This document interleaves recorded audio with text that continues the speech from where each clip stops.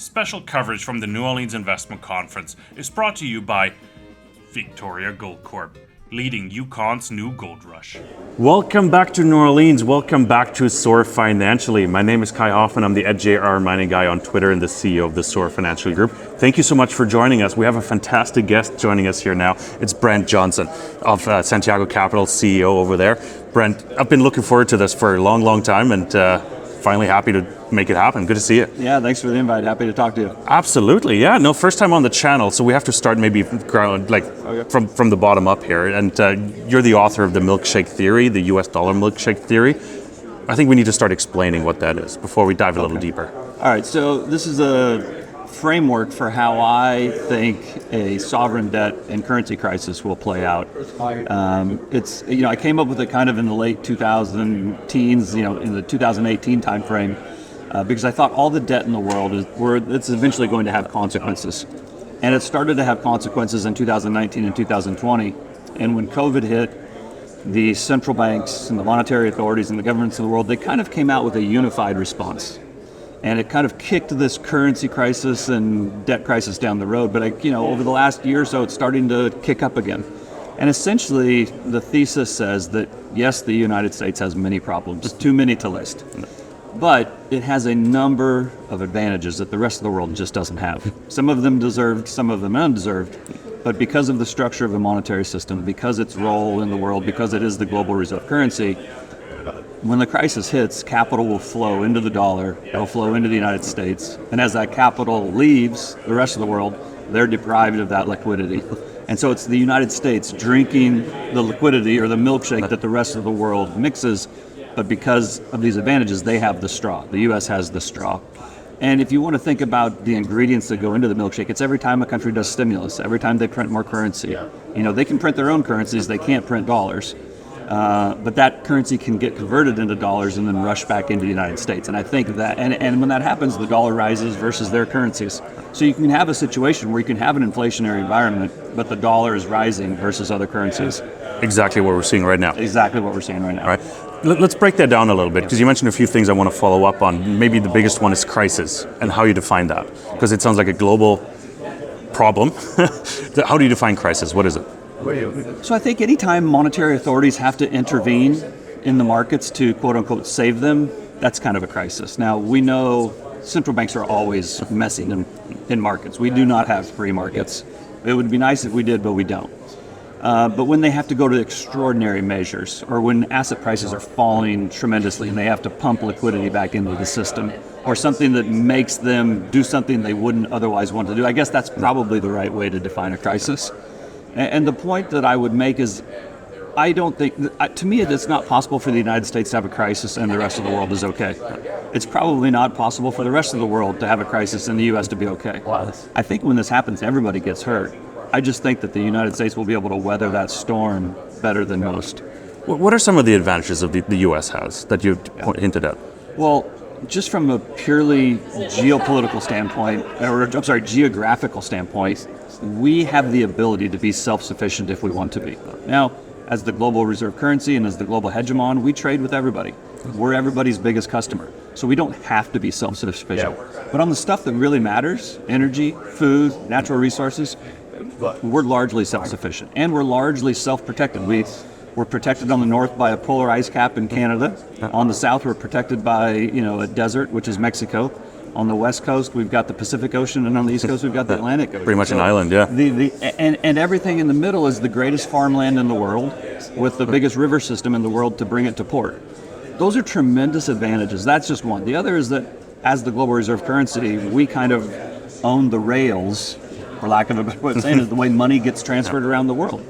And the U.S. has control of that, and they can kick people out of it. Now, I don't think that they should, but they do from time to time. And so I think, again, it's when I talk about this stuff, I don't consider myself a U.S. exceptionalist. I don't think we're better than anybody else. But when I just kind of step back and look at it logically and with a objective analysis, the U.S. just has many, many advantages. Not to mention they have the biggest military in the world. So even if economics aren't working out for them, they have the ability to go in and say, hey, we want you to change this. And if you don't, really bad things are going to happen. Now, again, I don't like that, but that's a reality. Is that number one spot in the world under threat right now? Do you see that? Is there a scenario in your modeling where the US might not be number one anymore, or at least get quite a bit of competition? Well, I think there are definitely challengers now. I've likened it to a Game of Thrones, right? Everybody's jockeying for position. When people say that the United States is the global bully, I actually don't have a problem with that definition. I think that's fairly accurate. And at some point, other kids on the playground don't like the bully anymore, and they start pushing back. And so I think that's where we're at now. I think the other kids on the playground are pushing back. I just don't think that the other kids on the playground are big enough to knock the big kid off the block. But can it happen? Yeah, of course it can happen. I would never say that it's impossible. But I don't think it can happen without great volatility. Yeah. And that volatility that would be required to displace the United States as the global hegemon, I think would cause the dollar to go higher. Interesting. De-dollarization is that topic that I think is a tool the bullied kids use, right, to sort of put pressure on the US dollar and the US in general. It was a topic in mainstream media that popped up and disappeared rather quickly again. What happened to it, and explain that? Well, I think it kind of happens every year, kind of running up to the BRICS meeting. So the BRICS are a group of countries that, if you lump them together as a unified force, they're very formidable. But they were founded like in 2009. Every year they say we are going to work closer together, and we're going to cooperate on trade, and we're going to work to come up with a new currency. And then another year goes by and they just never do it. And so to me, it's not that you should ignore them. It's not that they don't have power. It's not that they're a formidable force, but they're not as unified as I think they like to present them. And I don't think they have the ability to de-dollarize the way that they express that they would like to. Again, I understand the desire to do it. It's one thing to want to do it. It's another thing to be able to do it. I'd love to be on the PGA Tour. I don't have the ability. So and I think when you're investing and when you're putting your money on the line, you kind of need to take the wants and desires out of it and just what's actually going to happen. And I just don't think de-dollarization is a legitimate goal for the following reason, is that what people don't realize is part of the reason the dollar is the reserve currency and the reason it has remained so strong is there's so much dollar debt in the world. And for the rest of the world owes over 30 trillion in US dollars, a currency they cannot print.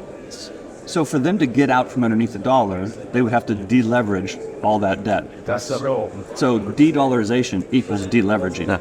And we all know nobody likes deleveraging, right? Print the money, don't take away my entitlements, don't take away my nest egg, don't take away my income. And so that's why I think it's just really hard to de-dollarize. Interesting, because the US, the world as a world reserve currency, is like crumbling from like 70%, is now like 56%, I think, as part of that. So there's a bit of a substitution effect maybe coming in. Like, who's the main competitor? Well, so... And the biggest challenger, to use your term. It's really hard to say because, I think emotionally people would say that the Chinese yuan is the biggest challenger, but the reality is it's like less than 3 or 4% of global, due to a lack of banking system, I'm assuming. Yeah, well, just nobody outside the country uses it. Not nobody, but the amount of people that use yuan outside of China is extremely low. Whereas there's huge demand for dollars outside the United States.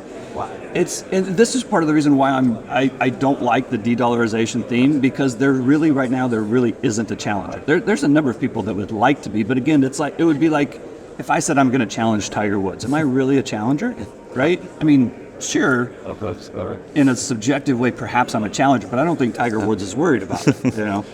Okay, no, that makes a lot of sense. And I'm trying to put some context around what happened this week as well with the FOMC meeting and what the Fed announced and how it sort of impacted the US dollar as well, because the DXY tanked by 2 points, which is, I think, a fairly big move within like 48 hours. Sure. Right? So I think it's largely, without a crisis, sans crisis and just a kind of relatively normal environment, currencies trade on rate expectations.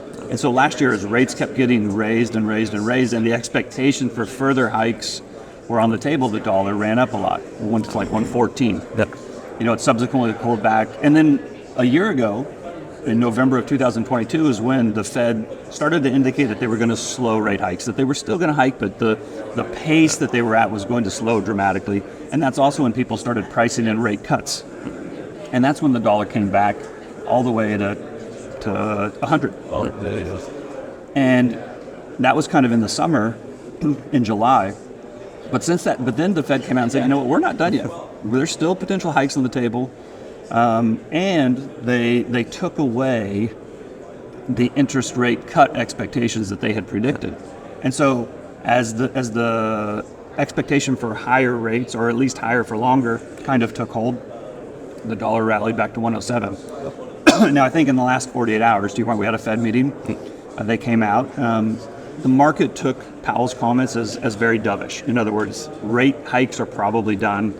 And while he didn't say cuts are on the table, I think the market interpreted that the next thing is going to be a cut. And so markets trade on expectations. The dollar's pulled back on the expectation that maybe the rate cuts are over.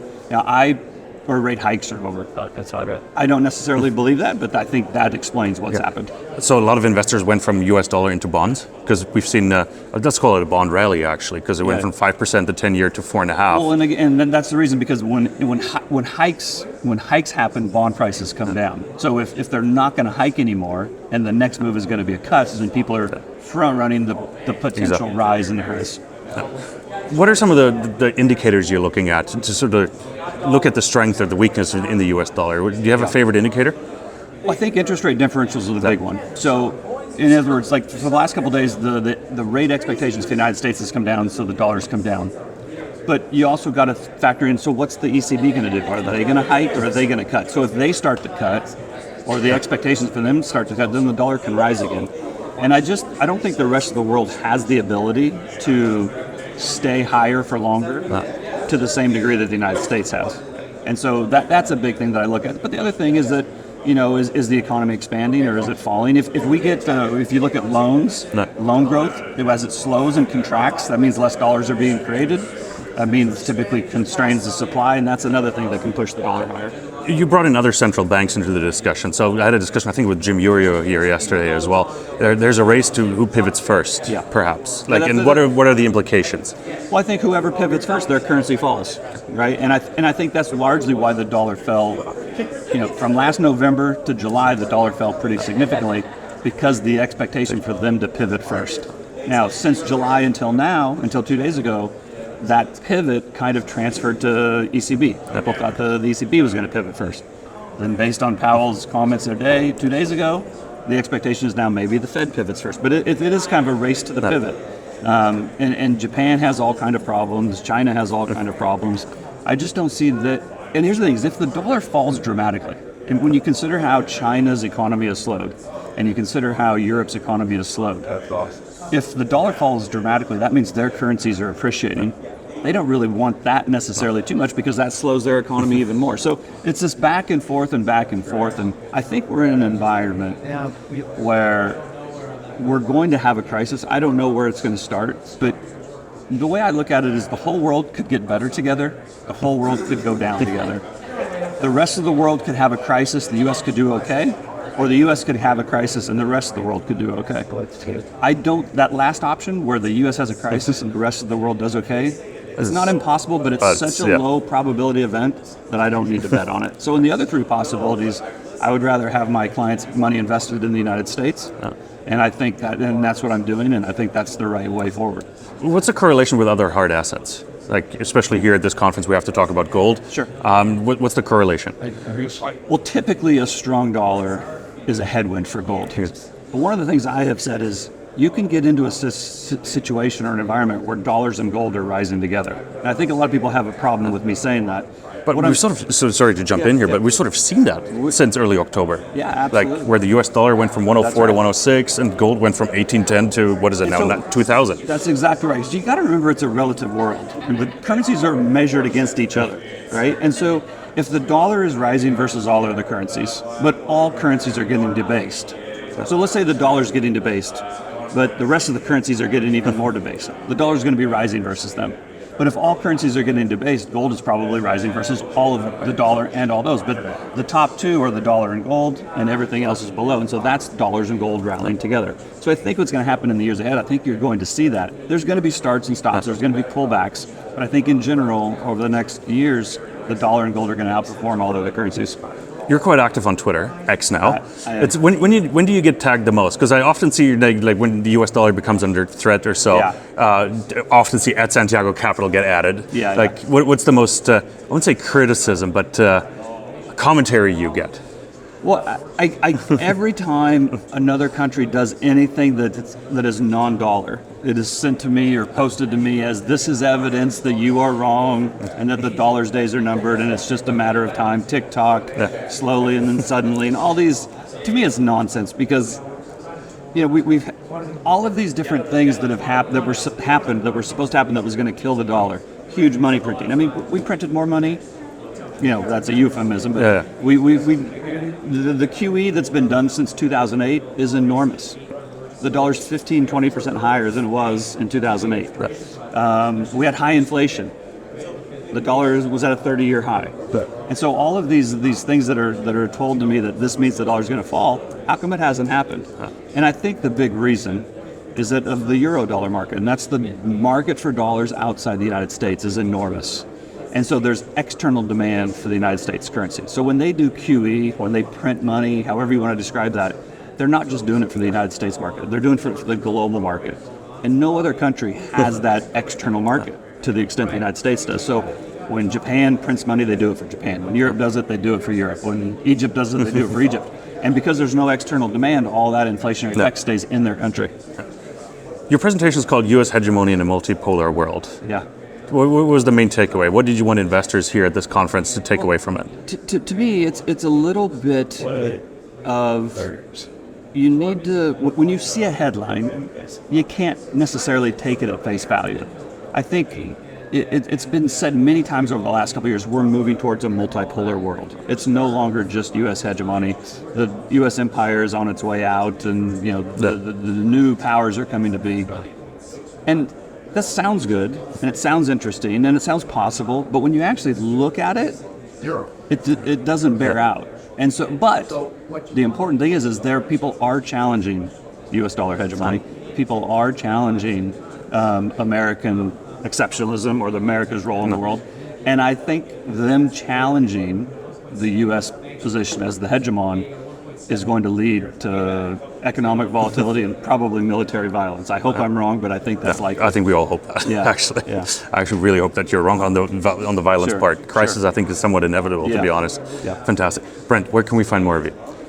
So I have my own YouTube channel. It's called Milkshake's Pod, Milkshakes, Markets, and Madness with my friend John Katzmelek. I'm very active on Twitter, as you mentioned. Santiago AU Fund is the handle, but if you just search Santiago Capital and you find a white seashell, that's probably me, although there are some fakes out there.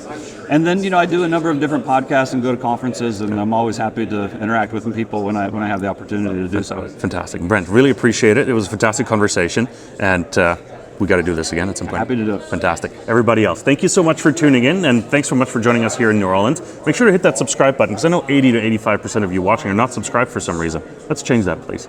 Hit that like button as well. Do you think the US dollar is under threat? Put that in the comments below. We want to hear from you. Thanks so much for tuning in. We'll be back with lots more.